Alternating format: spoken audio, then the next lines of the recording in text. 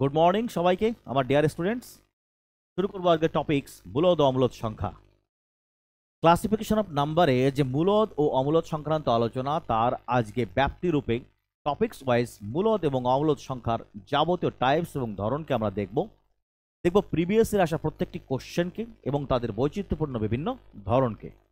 তো চ্যাপ্টারের শুরুতেই বলবো মূলদ ও অমূলদ সংখ্যা বলতে আসলে কি বোঝায়।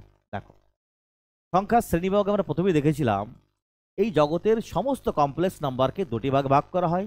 নাম্বার 1 বাস্তব সংখ্যা যা বিদ্যমান, আর কাল্পনিক সংখ্যা যা কল্পনায় বিদ্যমান।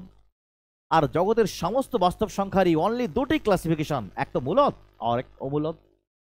মূলদ তাকেই বলে যাকে আমরা পি বাই কিউ, অর্থাৎ পি আর কিউ দুটো পূর্ণ সংখ্যা হতে পারে ঋণাত্মক ধনাত্মক, অর্থাৎ দুটি পূর্ণ সংখ্যার অনুপাতে লেখা সম্ভব, তাকেই বলবো আমরা আসলে মূলদ সংখ্যা, যেখানে পি ও কি উভয় পূর্ণ সংখ্যা, Q not equal to 0, right.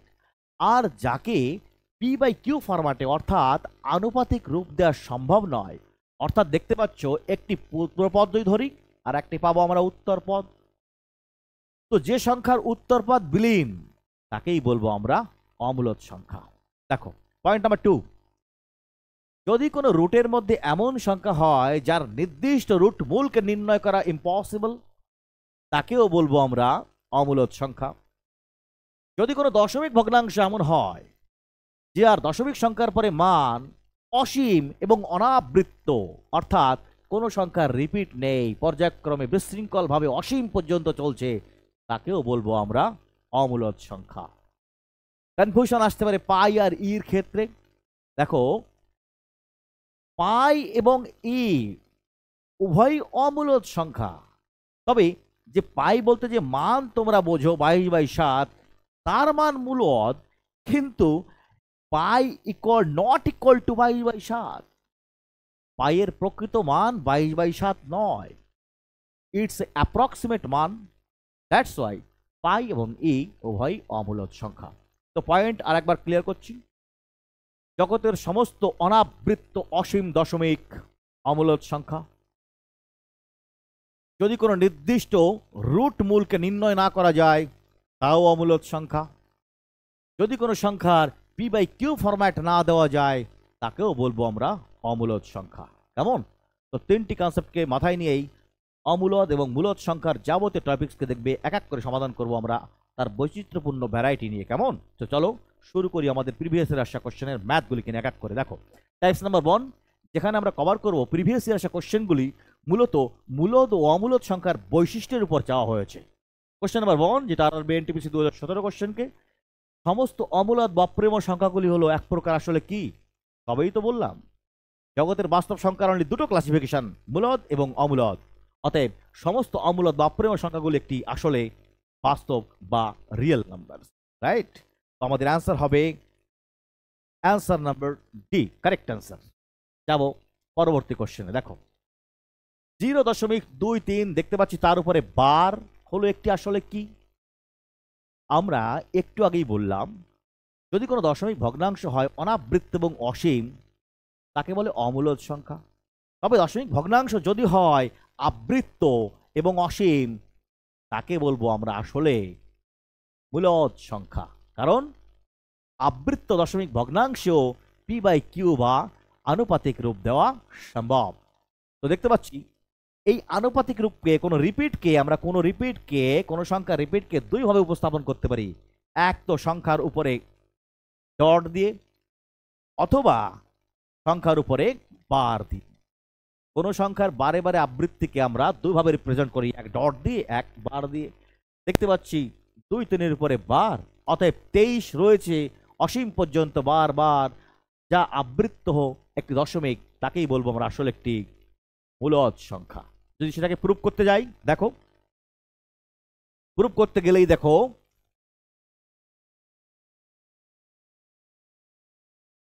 দেখো 0.23 মনে করি একটি সংখ্যা যা এক্স প্রদত্ত।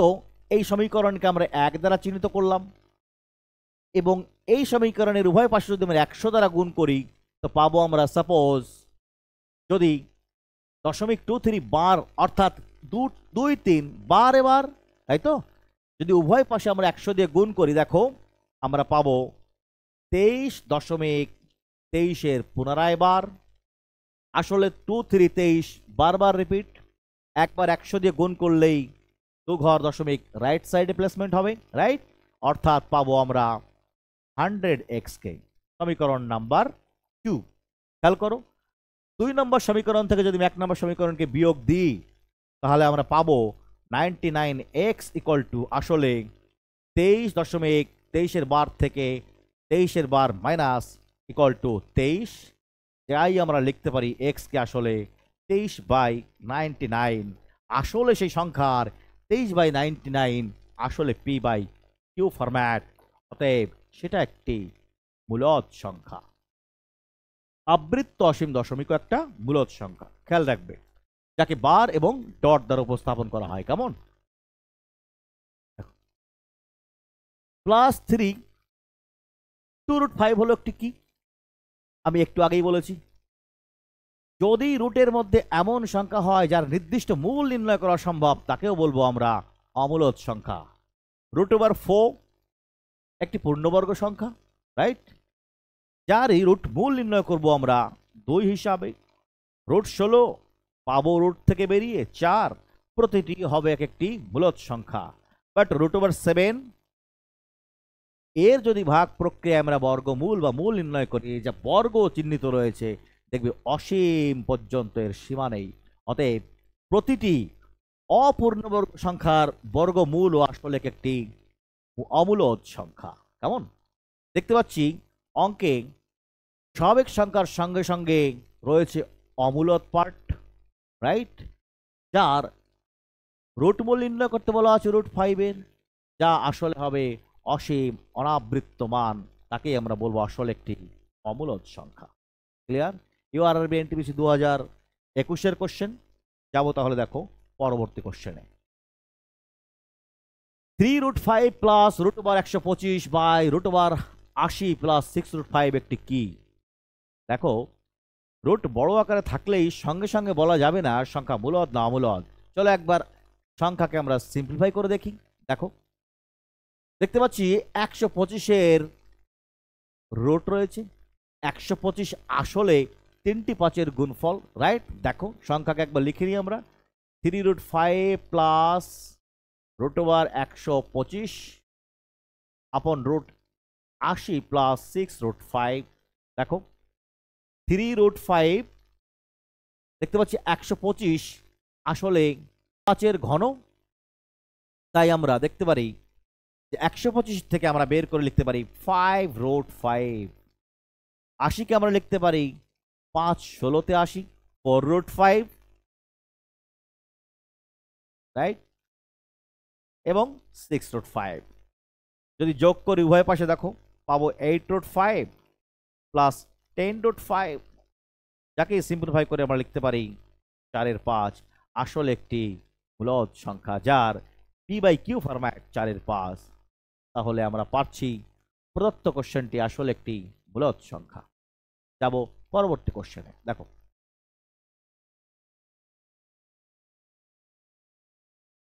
√3 প্লাস √11 এর হোল স্কয়ার আসলে কি? দেখো a প্লাস b যদি হিসাবে আমরা সংখ্যাটিকে কল্পনা করি, রয়েছে তার বর্গ, এ দেখেই বলা যায় এও আসলে একটি অমূলদ সংখ্যা। কেমন? দেখো যদি a প্লাস b হিসেবে কল্পনা করে তার বর্গ আমরা করি পাবো, দেখো √3 এর হোল স্কয়ার আসলে 3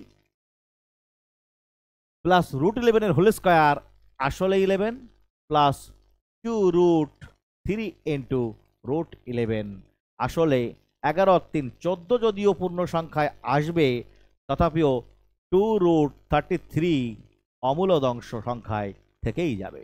অতএব প্রদত্ত সংখ্যাটি একটি অমূলদ সংখ্যা।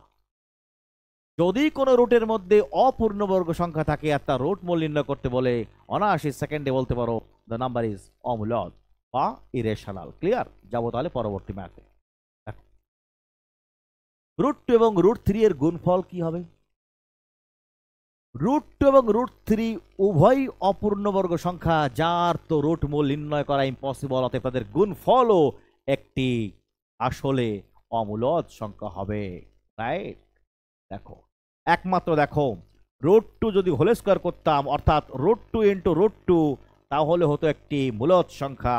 √3 ইন্টু √3, তাহলে পেতাম একটি পূর্ণ সংখ্যা, যা উভয় ক্ষেত্রেই মূলদ রূপ দিত। কিন্তু দুটি আলাদা সংখ্যা যা অপূর্ণবর্গ সংখ্যা, তাদের গুণফল সর্বদাই একটি অমূলদ সংখ্যা ক্রিয়েট করবে। ক্লিয়ার? তাহলে যাব পরবর্তী টাইপসে। দেখলে মূলদ ও অমূলদ সংখ্যা সংক্রান্ত বিভিন্ন ধরন এবং টাইপস, সেই সংক্রান্ত বিভিন্ন কোশ্চেন। কেমন? আশা করি এর বৈশিষ্ট্য সম্বন্ধে তোমাদের ক্লারিটি হয়েছে। যাবো তাহলে পরবর্তী টপিকসে। কেমন? দেখো, দ্বিতীয় নম্বর টাইপস আমরা দেখব মূলদ ও অমূলদ সংখ্যা নির্ণয় সংক্রান্ত প্রশ্নাবলী। এতক্ষণ দেখলে মূলদ ও অমূলদ সংখ্যার বৈশিষ্ট্য সংক্রান্ত প্রশ্নাবলী। এবার দেখবে মূলদ এবং অমূলদ সংখ্যা নির্ণয়ের প্রশ্নগুলি। কেমন? দেখো, ARR BLP টেকনিশিয়ান 2018 কোশ্চেন। নিচের প্রদত্ত কোন সংখ্যাটি একটি অমূলদ সংখ্যা? দেখতে পাচ্ছি সবই রুটের মধ্যে দেওয়া মান, আর আমরা এও ভালো করেই জানি যে যদি কোনো নির্দিষ্ট রুট মূল নির্ণয় করা অসম্ভব, তাকেই বলে অমূলদ সংখ্যা। রাইট? নিচের প্রদত্ত কোন সংখ্যা একটি অমূলদ? দেখো, দেখতে পাচ্ছি 64, অর্থাৎ 4 এর কিউব, তারই করতে হবে তৃতীয় মূল, অতএব একটি মূলদ সংখ্যা। 64 8 গুণ 8 বা 8 এর বর্গ, তার করতে হবে বর্গমূল, তাও একটি মূলদ সংখ্যা। রাইট? দেখো, 64 লিখতে পারি আমরা 2 টু দি পাওয়ার 6, তার করতে হবে ষষ্ঠ মূল, এও একটি মূলদ সংখ্যা। অতএব 64 এর চতুর্থ মূল এ একটি অমূলদ সংখ্যা। 64 এর চতুর্থ মূল নির্ণয় অসম্ভব, তাই একটি অমূলদ সংখ্যা। ক্লিয়ার? বাকি সমস্ত রুট মূলই নির্দিষ্টভাবে নির্ণয় করা পসিবল, সমস্ত পার্টি মূলদ সংখ্যা। ক্লিয়ার? একদম স্বচ্ছ ধারণা রাখবে ম্যাথের। দেখো, প্রদত্ত কোন সংখ্যাটি একটি অমূলদ সংখ্যা?